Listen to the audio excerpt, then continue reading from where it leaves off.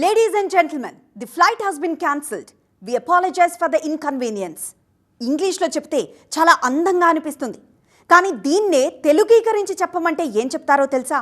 మా విమానం రద్దయింది, మీ చావు మీరు చావండి అని. ఫ్లైట్ క్యాన్సిల్ అయిన ప్యాసింజర్లకు ఎయిర్లైన్స్ ఆపరేటర్లు చెప్పే సమాధానం ఇలాగే ఉంటుంది. అరే, ఓవైపు విమానయానానికి డిమాండ్ పెరుగుతోంది, ఎయిర్ ట్రాఫిక్ ఎక్కువ అవుతోంది, కావాల్సినంత ఇన్ఫ్రాస్ట్రక్చర్ ఉంది, అవసరానికి తగ్గట్లుగా ఎప్పటికప్పుడు టెక్నాలజీ కూడా అప్గ్రేడ్ అవుతూనే ఉంది. మరి లేనిదేంటి? ప్రొఫెషనలిజం. ఎయిర్లైన్స్ ఆపరేటర్లకు లేనిదల్లా భయం, భక్తి, బాధ్యత.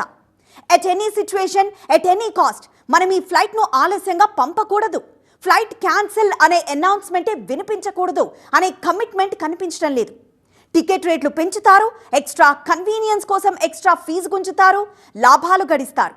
ప్యాసింజర్లను మాత్రం టైంకి గమ్యస్థానానికి పంపించరు. ఫ్లైట్ డిలేడ్, ఫ్లైట్ క్యాన్సిల్డ్ అని ఇంకెన్నాళ్ళు చెప్తారు? ఎయిర్లైన్స్ ఆపరేటర్లు ఇక మారరా?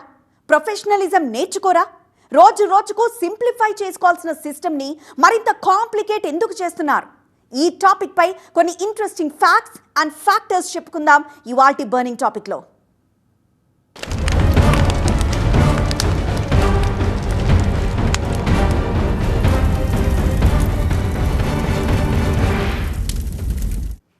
ఫ్లైట్ క్యాన్సిల్ అనేది చాలా పెద్ద ఇష్యూ. ఏముంది, మరో ఫ్లైట్ పట్టుకుంటారు లేదా జర్నీ క్యాన్సిల్ చేసుకొని ఇంటికి వచ్చేస్తారు అనుకుంటారు. కాదు, హైదరాబాద్, ముంబై, ఢిల్లీ ఇలాంటి ఇంటర్నేషనల్ ఎయిర్పోర్ట్స్ నుంచి వెళ్లే ఫ్లైట్స్ క్యాన్సిల్ అయితే కొన్ని వందల మంది ఫారెన్ టూర్స్ క్యాన్సిల్ అయినట్లే. అమెరికా, ఆస్ట్రేలియా, కెనడా, బ్రిటన్ ఇలాంటి దేశాలకు కనెక్టింగ్ ఫ్లైట్స్ ఈ ఇంటర్నేషనల్ ఎయిర్పోర్ట్స్ నుంచే ఉంటాయి. వేలకు వేల, లక్షల రూపాయలు పోసి కనెక్టింగ్ ఫ్లైట్ టికెట్లు కొనుక్కొని ఉంటారు. వాళ్ళంతా లాస్ అయినట్లే కదా. పైకి మాత్రం హైదరాబాద్ వెళ్లే విమానం క్యాన్సిల్ అయింది, ముంబై వెళ్లే ఫ్లైట్ లేట్ అయింది అనే కనిపిస్తుంది. కానీ ఇదంతా దేశ ఆర్థిక వ్యవస్థ, వరల్డ్ ఎకానమీపై ఎఫెక్ట్ చూపిస్తుంది. అచ్చంగా బటర్ఫ్లై ఎఫెక్ట్లా. ఏ ఒక్క చోట ఫ్లైట్ లేట్ ఆర్ క్యాన్సిల్ అయినా అది భారీ నష్టాన్ని కలిగిస్తుంది. అయినా సరే ఎయిర్లైన్స్ తీరు ఎందుకు మారట్లేదు?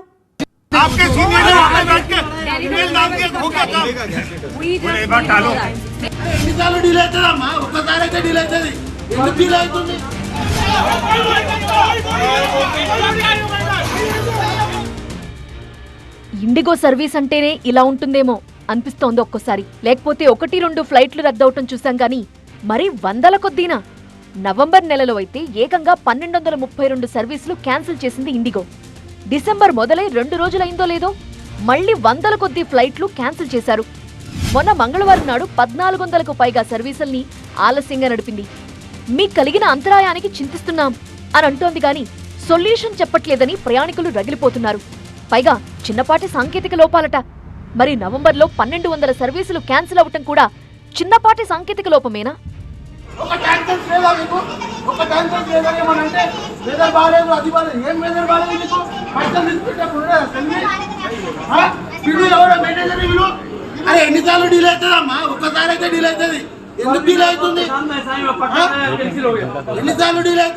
నిజానికి ఇండిగో చెబుతున్న కారణం అవాస్తవం అంటున్నారు ఏవియేషన్ ఎక్స్పర్ట్స్. డీజీసీఏ తీసుకొచ్చిన కొత్త రూల్స్ తో ఇండిగో బండారం బయటపడింది అనే వాదనలున్నాయి. ఇన్నాళ్ల పాటు బాగానే మేనేజ్ చేస్తూ వచ్చినప్పటికీ సెకండ్ ఫేజ్ రూల్స్ అమల్లోకి వచ్చేసరికి ఇండిగోలో అసలు లోపం ఏంటో బయటపడింది. ఇంతకీ డీజీసీఏ తెచ్చిన రూల్స్ ఏంటంటే flight duty time limitation FDTL పేరుతో కొన్ని రూల్స్ ఫ్రేమ్ చేశారు. అంటే విమానం నడిపే పైలట్లకు, ఇతర సిబ్బందికి మరింత ఎక్కువ సమయం విశ్రాంతి ఇవ్వాల్సి ఉంటుంది. వరుస పెట్టి ఎక్కువ గంటలు పనిచేస్తామన్నా పని చేయించినా కుదరదు. మధ్యలో ఎక్కువ రెస్ట్ కంపల్సరీ. వారంలో 36 గంటల పాటు విశ్రాంతి ఇవ్వాలని మొన్నటి వరకు రూలుండేది. ఆ రెస్ట్ సరిపోదని భావించింది డీజీసీఏ.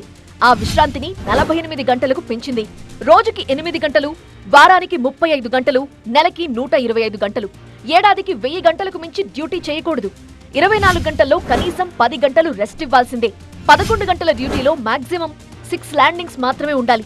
11.5 గంటల డ్యూటీలో గరిష్టంగా 5 ల్యాండింగ్స్ ఉండాలి. 14 గంటల డ్యూటీ అయితే 2 ల్యాండింగ్స్ మాత్రమే అనుమతి ఉంటుంది. అర్ధరాత్రి 12 గంటల నుంచి ఉదయం 6 వరకు పనిచేస్తే దాన్ని నైట్ షిఫ్ట్ అనేవాళ్లు. ఇప్పుడు ఈ నైట్ షిఫ్ట్ అర్థం మార్చారు. రాత్రి 12 నుంచి తెల్లవారుజామున 5 గంటల దాకా చేసినా అది నైట్ షిఫ్టే. వరుసగా 2 నైట్ షిఫ్ట్లకు మించి డ్యూటీలు వేయకూడదు. నైట్ డ్యూటీ ముగించుకున్న తరువాత తప్పనిసరిగా 12 గంటల రెస్ట్ ఉండాల్సిందే. ఇదంతా కేవలం పైలట్లకే కాదు, ఇతర సిబ్బందికి కూడా. ఒక విధంగా ఇంటర్నేషనల్ స్టాండర్డ్స్ కి తగ్గట్టుగా ప్యాసింజర్ సేఫ్టీని దృష్టిలో పెట్టుకుని ఈ రూల్స్ తీసుకొచ్చారు.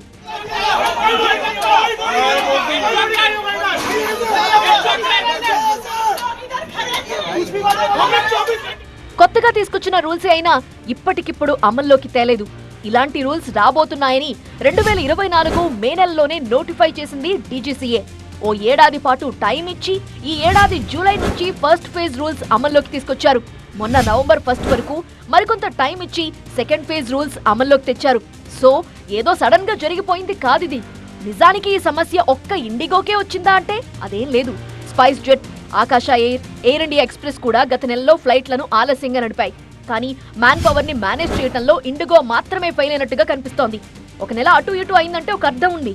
కానీ డిసెంబర్లోనూ అదే ప్రాబ్లం వచ్చిందంటే దాన్ని ఏమంటారు? ఇండిగో ఎయిర్లైన్స్ రోజుకి 2300 విమాన సర్వీసులు నడుపుతుంది. నిజంగా తగినంత మంది పైలట్లు ఉండుంటే దాదాపుగా ప్రాబ్లం వచ్చేదే కాదంటున్నారు. బట్ ఇండిగో ఇన్నాళ్ల పాటు మేనేజ్ చేస్తూ వచ్చింది తప్ప ప్రాబ్లంకి సొల్యూషన్ వెతుక్కోలేదు. దాని ఫలితమే కొన్ని వందల ఫ్లైట్ల రద్దు, వేలాది మంది ప్రయాణికుల పడిగాపులు. ఇండిగో కావాలనే ఇలా చేస్తోందా? ఫ్లైట్లను రద్దు చేసి ప్రయాణికులతో ఆటాడుతోందా? ఇంత పెద్ద ఆరోపణ చేయడానికి కారణం ఫెడరేషన్ ఆఫ్ ఇండియన్ పైలట్స్ చేసిన స్టేట్మెంట్సే. 2 ఏళ్ల పాటు సమయం ఇచ్చిన ఇండిగో ఎయిర్లైన్స్ తన తీరు మార్చుకోలేదని పెద్ద మాటే అంది ఫెడరేషన్. మరికొందరి అనుమానం ఏంటంటే డీజీసీఏపై ఒత్తిడి తెచ్చేందుకే కావాలనే ఇలాంటి పరిస్థితి కల్పిస్తోందనే వాదన కూడా ఉంది. ఎంతైనా ఇండియన్ ఏవియేషన్ సెక్టార్లో ఇండిగో పెద్ద సంస్థ కదా. ఎయిర్ ఇండియా కంటే ఇండిగో సర్వీసులు రెట్టింపుంటాయి. సో కొత్తగా ఫ్రేమ్ చేసిన రూల్స్తో ఇలాంటి ఇబ్బందులే వస్తాయని డీజీసీఏకు చెప్పదలుచుకుందా? आपका जितना कम्युनिकेशन अच्छा है हाँ ये सही है देखो ना किसी को तो फोन करके कप्तान से बात करके आपको इन्फॉर्मेशन दे रहे मतलब आपके पास खुद का कप्तान का इन्फॉर्मेशन नहीं है। आपके सीनियर्स क्यों नहीं आते हैं यहाँ पे? मुझे एक चीज बताइए। वो क्या मैनेजर రూల్స్ మారాయి, అందుకనే పైలట్ల కొరతొచ్చింది. ఇంతేనా ఇండిగో సమస్య? కాదు. సాంకేతిక సమస్యలు, వాతావరణ ప్రతికూలతలు వెరీ కామన్ ఎయిర్లైన్స్ కి. కానీ అలాంటి సమయాల్లో ఇండిగో వ్యవహరించే తీరు వేరేలా ఉంటుందని చెప్తుంటారు పర్సనల్ గా ఎక్స్పీరియన్స్ చేసిన వాళ్ళు. ఎప్పుడో ఎగ్జాంపుల్ ఎందుకు, లేటెస్ట్ ఇన్సిడెంట్ చూడండి. మరో ఫ్లైట్ ఏర్పాటు చేస్తారా లేదంటే రీఫండ్ ఇస్తారా ఇలా ఏది చెప్పకుండా 12 గంటల పాటు ఢిల్లీ ఎయిర్పోర్ట్లో వెయిట్ చేయించారు. పైగా ఇదిగో అదిగో అంటూ అబద్ధాలు చెప్తూ ఎటువంటి కన్ఫర్మేషన్ లేకుండా కూర్చోపెట్టారని ఇంకొకరి ఆగ్రహం. నిజానికి ప్రయాణికులతో ఫ్రెండ్లీగా ఉండటం లేదన్న కంప్లైంట్స్ ఎప్పటి నుంచో ఉన్నాయి. అయినా ఒక్క ఇండిగోనే అనడానికి లేదు. కొన్ని ఎయిర్లైన్స్ కి కూడా ఏమాత్రం బాధ్యత లేకుండా పోతోంది. మెయిన్ గా ప్రొఫెషనలిజం మిస్ అవుతోంది. ఓవైపు విమాన ప్రయాణికుల సంఖ్య పెరుగుతోంది. హైదరాబాద్ నుంచి తిరుపతికి చాలా స్పీడ్ గా ప్రయాణించిన 7-8 గంటల ప్రయాణం, అందుకయ్యే ఖర్చు 3000. ఇంకో 500 వేసుకుంటే హాయిగా ఫ్లైట్ లో ప్రయాణం, మహా అయితే గంట జర్నీ. సో మధ్యతరగతి కూడా విమానం ఎక్కేందుకు రెడీ అవుతోంది. గంటలు రోజుల తరబడి ట్రైన్లు బస్సుల్లో జర్నీ చేయాలంటే విసిగిపోతున్న వాళ్ళు నేరుగా ఎయిర్పోర్ట్ కు వెళ్ళిపోతున్నారు. ఫ్లైట్ లేదు, ఫ్లైట్ క్యాన్సిల్ అయింది. ఫ్లైట్ ఉందండి. నీకు మాత్రం మెసేజ్ లో క్యాన్సిల్ అని క్యాన్సిల్ అని నిన్న వచ్చింది. నిన్న 8:30కి వచ్చింది. నిన్న నైట్ 8:30కి వచ్చింది. 8:30 నుంచి ఇండిగో వాళ్ళు కస్టమర్ కేర్ లేదు, డైరెక్ట్ కాల్ లేదు, ఇసుగా యాప్ నుంచి చేస్తాం, వాళ్ళు లేదు, ఎవరు లేదు. ప్రస్తుతం దేశంలో 148 ఆపరేషనల్ ఎయిర్పోర్ట్స్ ఉన్నాయి. మరో 5 ఏళ్లలో వీటి సంఖ్య 230కి పెరుగుతుంది. పెంచాలి కూడా. విమానాశ్రయాలు పెడితే అభివృద్ధి జరుగుతుందా? అసలు జనాలు ఎక్కుతారా అని ప్రశ్నించే వారిని వారి కర్మ కుదిలేయాలి ఇక్కడ. ఎందుకంటే ఈ లెక్క వినండి ఒకసారి. ప్రస్తుతం దేశంలో విమాన ప్రయాణికుల సంఖ్య 14 కోట్లు. మరో 5 ఏళ్లలో విమాన ప్రయాణికుల సంఖ్య 40 కోట్లకు పెరుగుతుందని కన్ఫామ్ గా చెప్పొచ్చు. ప్రస్తుతం అటు ఇటుగా ఎయిర్లైన్స్ దగ్గర 700 విమానాలున్నాయి. వచ్చే 5 ఏళ్ల అవసరాలను తీసుకుంటే 1400 విమానాలు కావాలి. అయితే ఈ డేటాతో ఎయిర్లైన్ సంస్థలకు సంధించాల్సిన ప్రశ్నలు కొన్నున్నాయి. ఇప్పుడున్న 700 విమానాలు 1400 అవుతాయి, కరెక్టే. 14 కోట్లు ఉన్న ప్రయాణికుల సంఖ్య 40 కోట్లకు పెరుగుతుంది, సంతోషమే. కానీ ప్రయాణికులకి కావాల్సిన ఫెసిలిటీస్ ఇస్తాయా అనేదే ప్రశ్న. ఎప్పుడో 5 ఏళ్ల తర్వాత సంగతి ఎందుకు? ఎట్ ప్రెజెంట్ ఎయిర్పోర్టుల్లో మినిమం ఫెసిలిటీస్ ఉండట్లేదు. హైదరాబాద్, చెన్నై, ఢిల్లీ, ముంబై, కోల్కతా ఇక్కడ ఇంటర్నేషనల్ ఎయిర్పోర్ట్స్ లోనూ సౌకర్యాలు అంతంతే.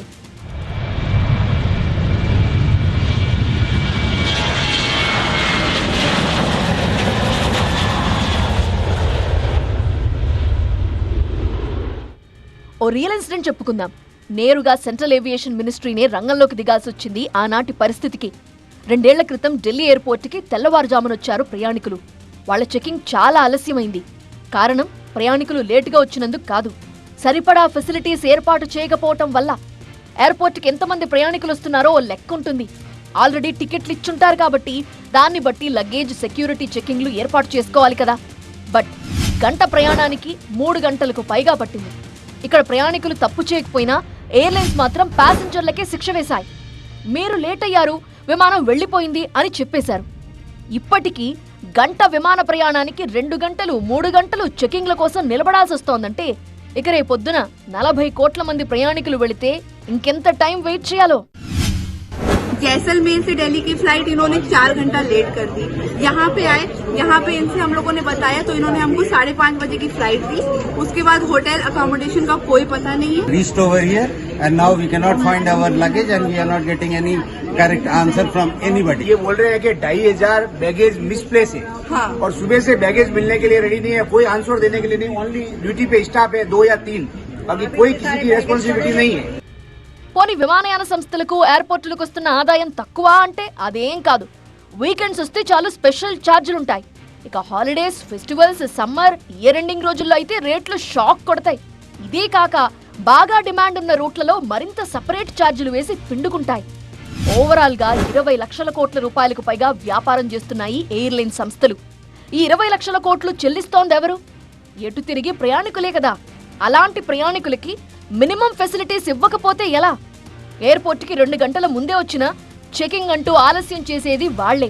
చివరికి బోర్డింగ్కి లేటుగా వచ్చారని విమానం ఎక్కనివ్వకుండా అడ్డుకునేది వారే. విమానయాన సంస్థల చేష్టలకు, వ్యవహరిస్తున్న తీరుకు ఒక్కోసారి ప్రయాణికుల ఒళ్ళు మంటెక్కిపోతుంటుంది. ఎయిర్ ఇండియా విమాన ప్రమాదం జరిగాక కూడా ఎయిర్లైన్స్ సంస్థల్లో మార్పు రాలేనట్లే కనిపిస్తోంది. జాగ్రత్తగా గమనిస్తే ఈ మధ్య ఎయిర్లైన్స్ సంస్థలను వరుసగా సమస్యలే వెంటాడుతున్నాయి. టెక్నికల్ కారణాలు, సాఫ్ట్వేర్ సమస్యలు, సాఫ్ట్వేర్ అప్డేట్లు అంటూ ఎక్కడికక్కడ విమానాలను ఆపేశారు. వందల విమానాల రద్దు, వేల సంఖ్యలో సర్వీసుల ఆలస్యం జరిగింది. భారత విమానయాన సంస్థలకే వచ్చిందా ఈ సమస్య అంటే అవుననే చెప్పాలి. అలాంటప్పుడు ప్రయాణికుల పరిస్థితి ఏంటి? ప్యాసింజర్లకు ఎలాంటి హక్కులుంటాయి? ఎలాంటి ఫెసిలిటీస్ను ఎయిర్లైన్స్ ఇవ్వాలి? ఈ మధ్యనే ఓ నెల రోజుల క్రితం ఢిల్లీ ఇంటర్నేషనల్ ఎయిర్పోర్ట్లో దాదాపు 800 విమానాలు ఆలస్యమయ్యాయి. వందల మంది ప్రయాణికులు ఎయిర్పోర్టుల్లోనే పడిగాపులు పడాల్సొచ్చింది. ఎయిర్ ట్రాఫిక్ కంట్రోల్లో టెక్నికల్ ప్రాబ్లమ్స్ వచ్చిందని చెప్పి విమానాలను ఆపేశారు. ఇంటర్నేషనల్ ఎయిర్పోర్ట్స్ అన్నాక ఫుల్ కెపాసిటీలో సిస్టమ్స్ పనిచేయాలి, ఎక్కడా సమస్య రాకుండా చూసుకోవాలి. కానీ ఆటోమేటిక్ మెసేజ్ స్విచ్చింగ్ సిస్టంలో టెక్నికల్ ఎర్రర్ వచ్చిందని చెప్పి ప్రయాణికులను ఎయిర్పోర్టుల్లోనే ఉంచేశారు. ఆ తర్వాత ఎయిర్బస్ A320 విమానాల్లో సాఫ్ట్వేర్ అప్డేట్ సమస్యలొచ్చాయి. చిన్న సమస్య కాదది.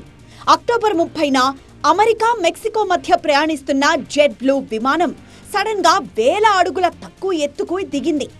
వెంటనే అప్రమత్తమైన పైలట్ ఎమర్జెన్సీ ల్యాండింగ్ చేయాల్సొచ్చింది.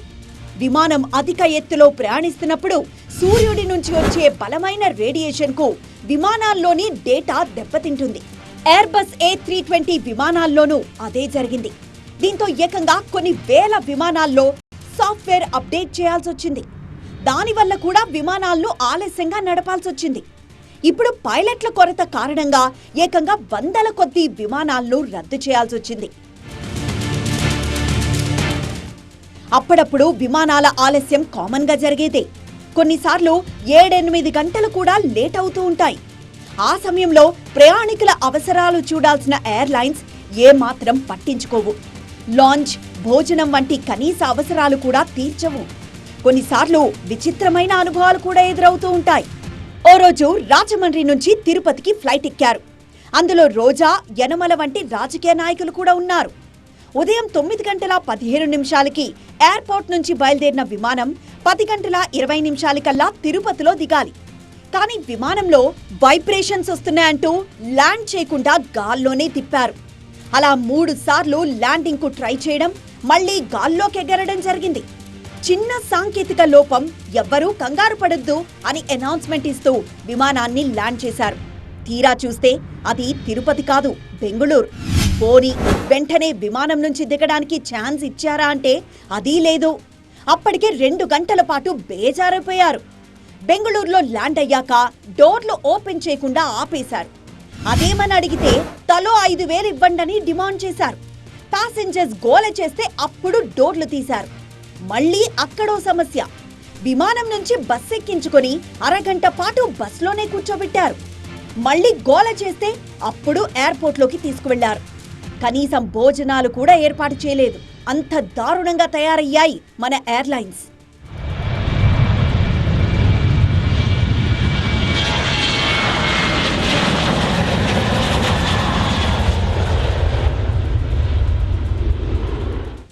అయితే ఇకపై విమానాల ఆలస్యానికి ప్రయాణికులకు శిక్ష వేయకూడదని కొన్ని రూల్స్ తీసుకొచ్చింది డీజీసీఏ. ఏ ఎయిర్లైన్స్ అయినా సరే 2 గంటలకు మించి విమానాలను ఆలస్యంగా నడిపితే ప్రయాణికుల హక్కులు ఆటోమేటిక్గా అమల్లోకి వచ్చేస్తాయి. ఒకవేళ ఇంటర్నేషనల్ సర్వీసుల విషయంలో అయితే 3 గంటల ఆలస్యం వరకు టైం ఇచ్చారు. 2 గంటలు దాటిందంటే ప్రయాణికులకు ఉచితంగా టిఫిన్లు, భోజనాలు ఏర్పాటు చేయాలి. ఒకవేళ రాత్రంతా ఫ్లైట్ ఆలస్యమైతే ఎయిర్పోర్ట్ నుండి హోటల్కు స్వయంగా తీసుకువెళ్లి వసతి కల్పించాలి. ఆ తర్వాత హోటల్ నుంచి ఎయిర్పోర్ట్కు తీసుకురావాల్సింది కూడా ఎయిర్లైన్స్ వాళ్లే. కొన్నిసార్లు నష్టపరిహారం కూడా పొందొచ్చంటోంది డీజీసీఏ. డొమెస్టిక్ ఫ్లైట్లు అంటే ఇండియాలో ఒక ప్రాంతం నుంచి మరో ప్రాంతానికి తిరిగే ఫ్లైట్లకు 5,000 నుంచి 20,000 రూపాయల పరిహారం పొందొచ్చు. యూరప్ మార్గాల్లో వెళ్లే ఇంటర్నేషనల్ సర్వీసులకు 600 యూరోల వరకు పరిహారం పొందే అవకాశం ఉంది. ఒకవేళ ఫ్లైట్ బాగా ఆలస్యమై మీరే జర్నీని క్యాన్సిల్ చేసుకుంటే ఆ టికెట్ డబ్బులను పూర్తిగా విమానయాన సంస్థే రీఫండ్ చేయాలి. ఒకవేళ జర్నీకి సిద్ధంగా ఉంటే వాళ్లే మరో విమానంలో పంపించే ఏర్పాటు చేయాలి.